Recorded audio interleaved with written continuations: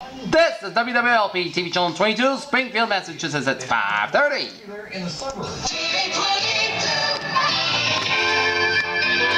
Now live, news leader brings you more of Western Massachusetts' #1 hour of news and information. Newscenter 22 at 5:30. Good evening, everybody. I'm Peter Wiggins on this Friday, October 10th, 1986. Here's what's happening on Newscenter 22 at 5:30 p.m. on this Friday evening. The foliage is peaking, the river is promising, and the leaf peeps on the way as the 3-day Columbus holiday begins on the Columbus Day weekend. State tourism officials are expecting big crowds to jam the byways of Western Massachusetts for what is traditionally the both foliage viewing weekend of the year. Temperatures today will be given a weekend and chilly start with a high of 50 in Springfield and in the mid-40s in other areas of Massachusetts and Western Massachusetts. But the weekend weather will warm up tomorrow, although there will be a chance of rain on Sunday according to the National Weather Service at Bradley International Airport in Windsor Locks, Connecticut. The service also said that Greater Springfield may see a 50% chance of showers for Monday, although temperatures are predicted to dip near freezing at night. Seasonal mild temperatures should be they'll during the daytime tomorrow and Sunday. The weather service said that John Huckridge of New England Weather Association North Adams said Saturday looks to be the best of it. This weekend is also expected to highlight a season that has seen good tree color that began around October the 1st, the tourism officials said. The whole week has been unbelievably busy, reported Judy Salisbury, a consultant to the Berkshire Visitors Bureau in Pittsburgh. A lot of hotels are booked and expected a very busy weekend, but this weekend did not start out on a good note, with winds knocking leaves from the trees in Berkshire County pumped at a premature peak in color. Gusts up to 50 miles an hour across Western Massachusetts knocked down tree limbs on electrical wires. The blustery weather caused an estimated 8,000 power outages. It took a lot of leaves off the trees, Salisbury said, in the conditions of Berkshire County. The area rain is well off to the west.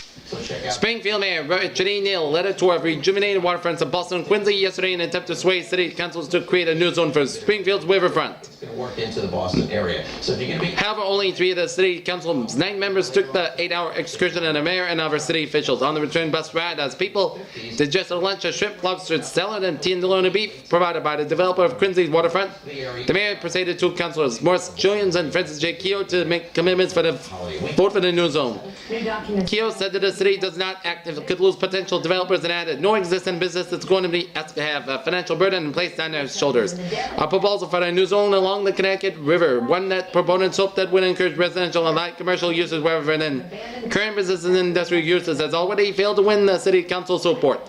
The council allowed the Riverfront Development Commission, which was appointed by the mayor, to withdraw the proposal after hearing business owners saying that they fear that their property would be devalued. The zone is being revised now for council consideration again later in this fall. Council Willem T. Foley made no firm commitment, saying only I'm leaning on very heavily to adapt.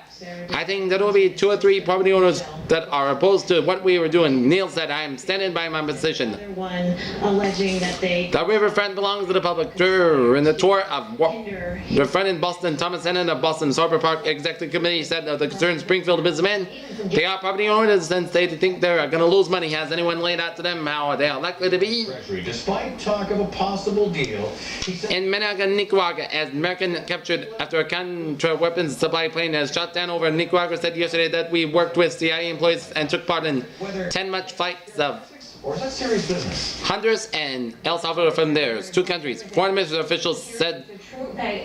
Meanwhile, turn over the U.S. Embassy, 2 coffins containing the bodies of Americans killed when the plane was shot down Sunday. A 3rd victim was not been identified. 2 dozen Nicaraguans wearing blue denim work clothes. So he said the great wooden coffins put on a truck and carried them half of the block to the front gate of the embassy. Nicaraguan says that the plane, and the pilot William J. Cooper and co-pilot William Blaine Sawyer Jr. Walt Blaine Sawyer Jr. were killed in the crash. The coffins remained on the ground outside the closed gates for about 5 minutes. The gates there were open and the workmen carried the coffins inside. Eugene Hassenfuss, 45-year-old captured American from Marinette, Wisconsin, said in the nationally broadcast news conference that tour the 4 of the 10 flights were made from the Educate Airbase in Honduras and 6 from the Hapango Airport base in El Salvador. We are going to fly into Honduras and we will be leading up on small arms and ammunition, said that this would be done in Nicaragua. He said, these will be dropped in the country. Has invested 24-25 company people insisted that the program of El Salvador, including flight crews, maintenance crews, and 2 Cuban nationalized Americans that work for the CIA. Has identified the Cuban Americans as Max Gomez and Ramon Medina. President Reagan and other U.S. officials have seen and denied that the plane of his crew within its ties to the U.S. government in Washington yesterday. Assistant Secretary of State Elliot Abrams told that the association person that Hasselfest was not telling the truth because of sentence and threats and intimidation. Abrams said no one should believe anything that Hasselfest says until we can speak freely. Abrams said Hasselfest probably was subjected to threats and intimidation. As State Department officials renewed that the Reagan administration's denial of CIA involvement as the FBI benefited a preliminary inquiry to determine whether Americans operated improperly or violating U.S. laws by filing weapons and other equipment to the rebels. And it seems to be pretty much the same as it was before. Hasselfest appeared in a news conference and dressed in jeans and a jacket over the black t-shirt. He appeared tired but shaven and clean. The supply plane was on the shutdown Sunday by the surface-to-air missile and crashed in southern Nicaragua. U.S. Embassy spokesman Alberto Fernandez said it appeared that Hasselfest was being kept in El Chipotle prison near downtown Managua, but Nicaragua said nothing about where he is. Hasselfest says he was offered the job in June by Cooper. Nicaraguan officials have claimed that the supply operation was part of the CIA effort to help the country's would have been fighting the 4.5 years to overthrow the leftist and decent government and the restriction imposed by. The Diamond Match Company will close its Springfield plant by the end of the year, leaving and forcing 200 people from their jobs and halting an operation that began in the early 1920s. John Hardy, a personal manager, late yesterday afternoon confirmed in a report that the company, which produces Bookmasters, is planning out and will be phasing out, which forcing to close its doors within 45 to 75 days. The number of orders on hand will be dictate how long the plant will be continued in operation, he said. About 147 hourly employees and 50 office workers are affected by the closing, he said. The company decided to end its production at its 125 Paragon Street plant after suffering decline in orders and financial losses for several years, Hardy said. The prime product at the Springfield plant is book matches with advertising, the official said. The company also produces matches for the community market as well as An ocean to find a vehicle. commodity market as well as puck match facial tissues. Diamond Match Company, Hardy said it's abandoning the production of book matches and will not transfer this work to the other plants in Cloquet, Minnesota or Dixfield, Maine. Woodenware and wooden matches are produced by the Cloquet plant, and woodenware including items like tongue compressors and cotton swabs are made at the Dixfield plant, according to Hardy.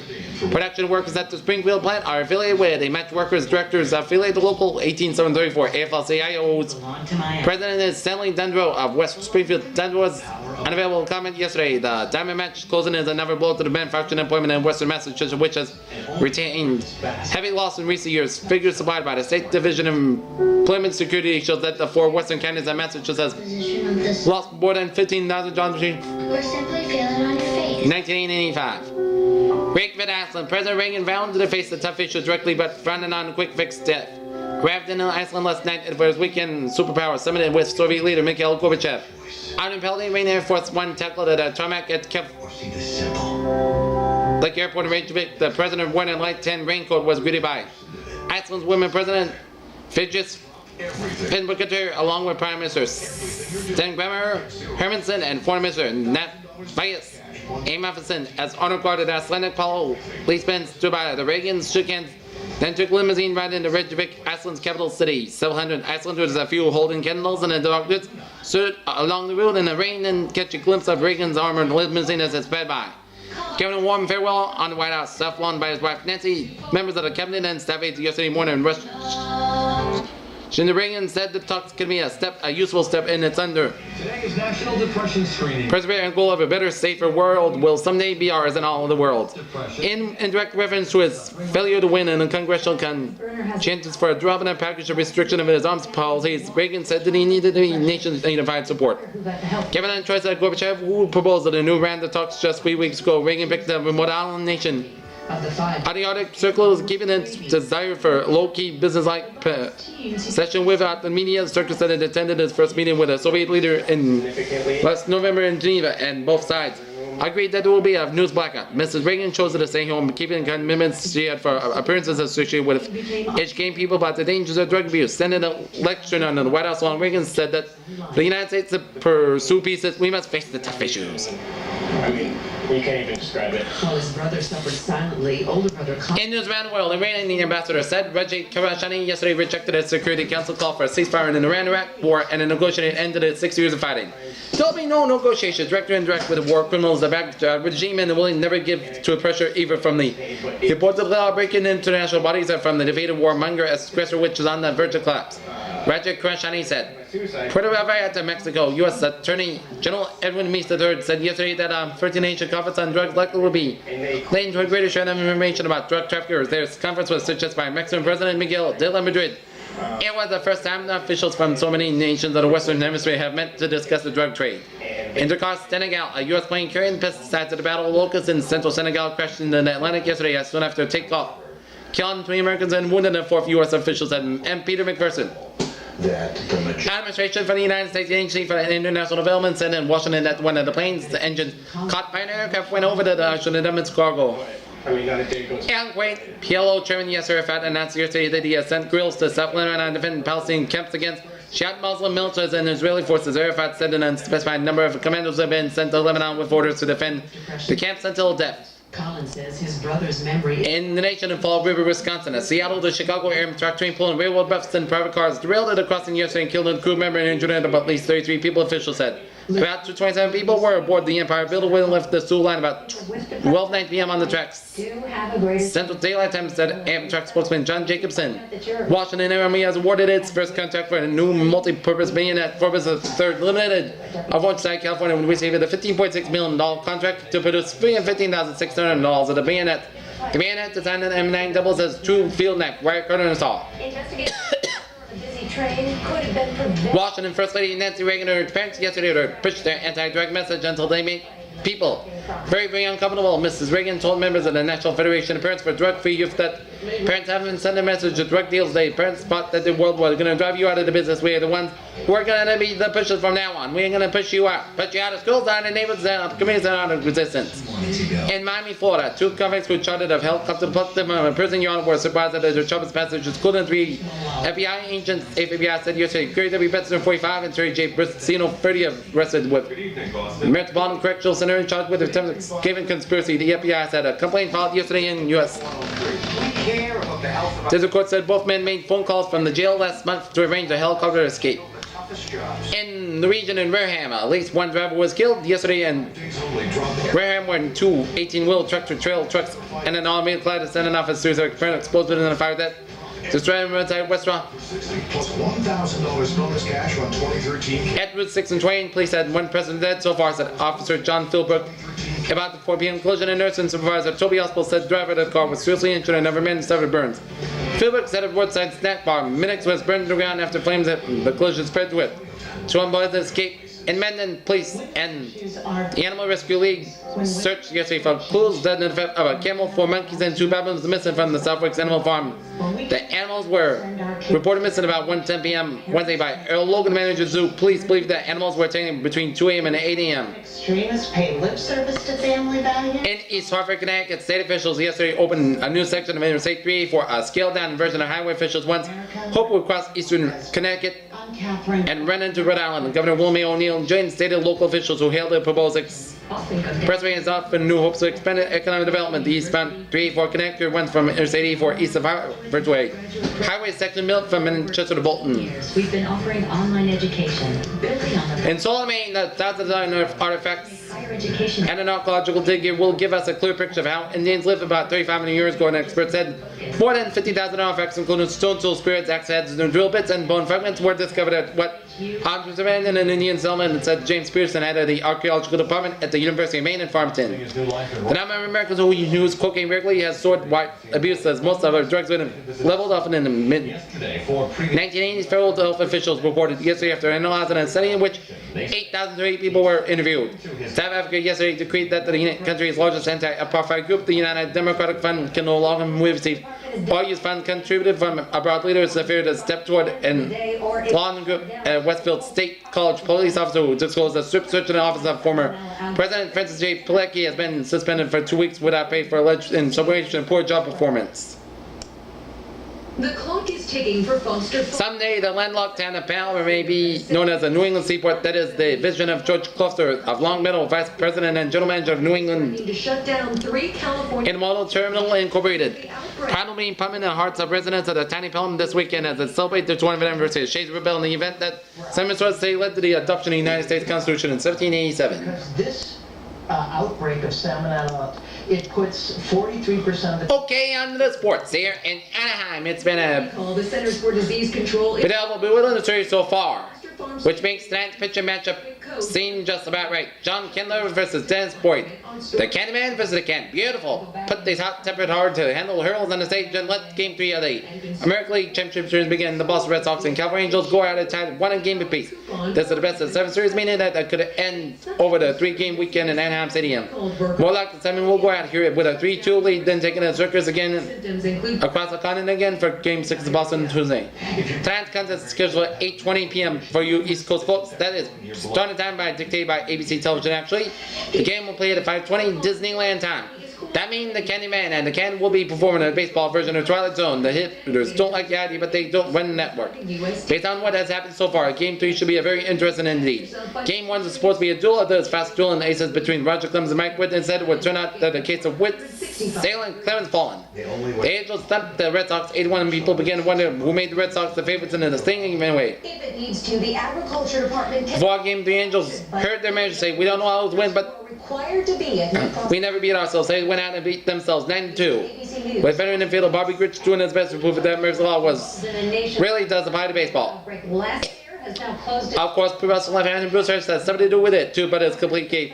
Factory. Pitching somehow seemed secondary to the Keystone Company that was playing all around them. Economy up to Canterbury, and Boyd then to jerk the series back to reality. But that is a counter that neither pitcher is known for doing the things the easy way. They have someone else in the common league pitch of the division, Litchfields team. Boyd beat Toronto 12-3 and September 20 to give the Boston his first American League East title since 1975. Ken Law beat Texas 8-3 on September 26 to clinch California's third AL West crown. One thing Ken Man in the world, Ken don't have a common in his size. Ken Law is 6'6", 225 pounds. Boyd is 6'1", and 140. He's eating right. Another difference, Ken Law is a left-hander and Boyd a righty. Kennedy is an angel to begin with because he and Pittsburgh Pirates management team seemed to be on the same wavelength when they finally told him that he was born in relief. He began a campaign to get himself into a different uniform. He got his way on August 2nd, 1985 when he was traded to the Angels with Al Holland, Joe Hogan, George Hendrick for Mike Brown, Pat Clemens, and Bob Kipper. Say what you want to say about Ken Law being solid, demanding, and unreliable because of the injuries. No matter what criticism you apply, he still can make it point to a career record of 141.89. That's a 631 winning percentage. Kendall Rhea gave the Angels a 10-2 record this season. He was limited by elbow surgery, which sidelined him from April 15th to July 8th. One thing is certain about when Kendall pitches, he won't work a complete game. Angel manager Gene Bouch limits him to 125 pitches because of his rehabilitated elbow. 50s or so should do it for the coastline. A few 40s farther to the... Kendall has averaged about 6 innings for 16 starts. Boyd this season has been one of the plunge into the depths of scaling the heights. From spring training on, he seemed to be in trouble with management. He would be late, he would be upset. Every week, see the bring a new problem. Boyd bowled the team in July, following an emotional explosion after he learned that he had not been selected All-Star team one instead of following another. He would end up being suspended. The Red Sox went without him from July 11th to August 1st. When he returned, he worked his way back to the key and started. Wound up winning a career high, 16 games. More of Connecticut, Rhode Island, and southeastern Mass, but it's not likely we're going to get much of any rainfall in Boston along the Mass. In Boston manager John McNamara is going to the straight field will pitch 8th Roger Clemens in Game 4 of the American League playoffs tomorrow night. McNamara originally had planned to use a 4-man rotation, which the Bravo California Angels will do when they start 300 game winner Don Sutton in Game 4. However, when McNamara and his coach seems that projected that day 4-man pitch plan and they were thinking of a 300 game winner Tom Seaver, since then Seaver has gone out with a knee injury that left Al Nipper as the number 4 starter. McNamara may have stayed with Nipper in his 10-12 record that the Red Sox had won the first 2 at Fenway. Instead, they split the Angels, so McNamara wants to come back as big ace as soon as he can. It'll be the shot of redemption for Clemens, the 26-4 star who was Sheldon opening 8-1 loss. Clemens will be pitching with 3 days west for thought first time this season, and no rotation calls for 4 days off between starts. Last season when the league playoffs went to the best of 7 for the first time with AL stars. In Game 1, Charlie Leeper in Kansas City and Dave Steve Toronto came out and started Game 4. He out pitching Martin, whatever it be. and allow some sunshine. I'm working because I'm just going in a day earlier. I'm looking forward to it. That first game left a bad taste. I felt like I let my team down, won another chance. Rain south of Boston, 45-53. Tomorrow, most. The Springfield Indians will begin their 44th American Hockey League season tonight, where they play the Big Birders at a 7:30 game at Civic Center. We want to put together a good weekend. Especially in the afternoon. It's been a little unsettling to get so many players at this late date, but I suppose that happens every year at this level, said Trap coach Fred Creighton. And The Indians will have 28 rosters. traveling this weekend, you're heading down. The Indians will have 28 players on the roster who are back in action tomorrow night at 7:30 when the Frederick Express visits the Civic Center tomorrow. Center Roger Corcoran and defenseman Freddie Boyd and Jill Diddick joined the Indians yesterday after being sent down by the New York Islanders. Goalie Mike Sands and right wing Paul Hort have joined the team after being assigned by the Minnesota North Stars. Left wing Mark Hemway, who put in a brief stint last season, signed a new contract with the Islanders yesterday and went sent to the Indians. Other than that, Saturday looks like the cloudier. Created scene wins in the tide, which they players were dressed at the night's game after a light workout this morning. We are going to be talking concentration. We got some kids out there way up to the players who were just set down. We want to be sure their minds and their bodies are hired together. Creighton said, we're going to have just what we want to do. We have to get to this weekend and then we get a chance to work on some things. Creighton added. Well, there's also this Mark Waters. He's one of them. Presently, the Indians rosters include Braden Grimm, John Pasquale, and Sands. Defenseman Gord Blaine, Gord Paddock, Mike Neal, Colin Chisholm, Kerry Lessick, Started out of this. Emmanuel Viveros, Chris Parrott, Boyd Digga, Setters Quatco, Reddy Wooded, Reddy Smith, and Tim Elmer, and Mike Walsh. Left wing Glenn Johansson, Pat Bichetti, Larry DePalma, Gary Lacey, and Tony Grittier. And on wing, right wings Jim Archibald, Neil Coulter, Stu Burney, and Tom Weiss, and Hope. Saturday players who will be shipped to the International League and the Atlantic Coast Soccer League after this weekend's action. Also have some decision on to make it where some of the players stay here. Said Creighton was second trap coach in the last 13 years or less more than in one season. Away. I mean, there's always somebody that can use it. And then I says, keep his growth. They should be getting $100 for this dresser. Indians President Peter Cooney is hoping the team gets off a good start. We like to average about 4,000 fans a game this year. And get off to a good start is the key to that, he said. Cooney realized that tonight and tomorrow the Indians are going head-to-head with the postseason baseball the Reds and Red Sox. And in Common Angels battle for the American League Championship, we have no control of that, but it's going to make it tough. The Red Sox are the hardest thing around. Cooney didn't want to plan it when they fought the Red Sox, win the American League East, and they get in the playoffs.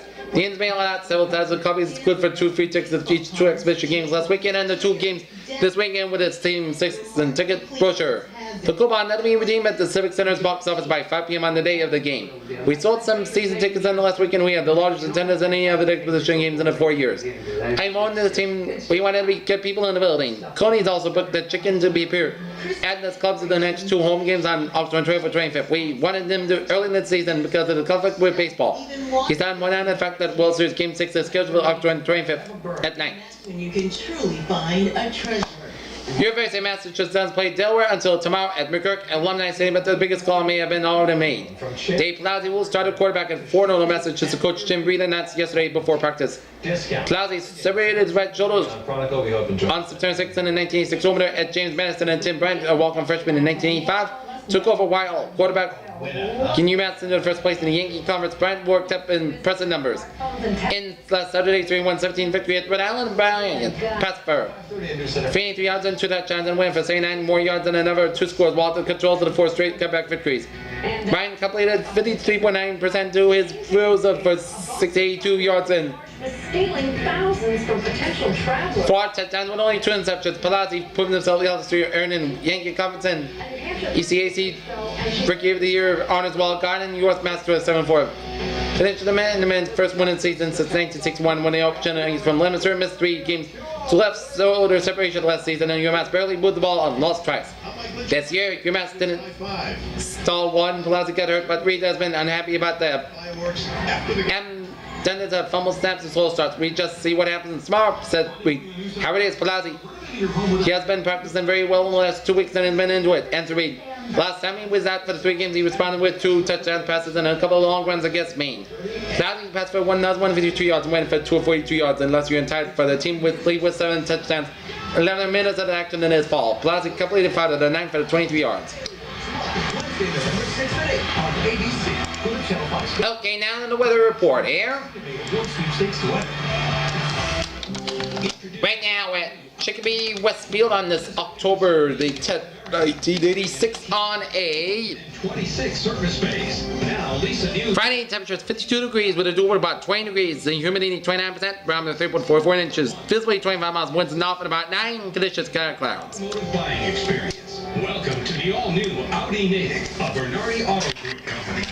Brandon region, it's 47 in Worcester, 52 on Bradley, 53 in Hartford, Brainerd, 50 in Danbury, 49 in Groton, New Haven, Groton, New London at 49, 50 in New Haven, 53 in Bridgeport, 51 in White Plains, 53 in New York City, 48 in Newburgh, 52 in Poughkeepsie, and 48 in Albany. Stock big brand tires and get additional rebates on select brands like Cooper tires. Okay, forecast shows cool weather in the northeast and Midland states, while rainy and few thunderstorms from the Carolinas stretching down for Georgia, down for northern Florida, down for the Gulf states, down for Texas, stretching in for the southern and central plains states, and stretching down for southern Utah, Colorado, down for New Mexico and Arizona, down for California. And another batches of rain showers in eastern South Dakota, stretching for Minnesota and in Ontario. Another batches of rain showers in Idaho, down for Wyoming and Montana. Here, while it was warm and stormy in the southwest, it was cool in the northeast. So our forecast for tonight goes like this. Clear and cold, lows in the 20s for the night for Springfield vicinity, and the mild cold start and a little warmer, highs in the 50s. And today staying cool. And for air quality index, good yesterday and good today, and sunset 6:17 p.m. About 22 minutes, and that is gonna be it for Newscenter 22 at 5:30 p.m. I'm Piers. Hope you have a good evening. Coming next after this commercial break will be News 22, the Newscenter 22, the 6 p.m. report, and it starts in about a few minutes. Have a good evening. Today at 11 and 6.